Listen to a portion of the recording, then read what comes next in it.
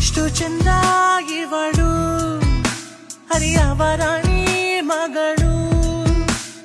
ಇವಳು ಹಿಂಗೆ ನಗಲು ದಿನವೆಲ್ಲ ನಂಗೆ ಅಮಲು ಭೂಮಿಗೆ ಮಳೆ ಬೀಳು ಬಂದಂತೆ ಈಗ ಜಗವೆಲ್ಲ ರಂಗಾಯ್ತು ಕೇಳೇ ನಿನ್ನ ಹಿಂದೆ ನೆರಳೀಗ ನನ್ನನ್ನೇ ಬಿಟ್ಟು ಅಲೆಯುತ್ತಿದೆ ನೋಡಲೇ ಎಷ್ಟು ಚಂದ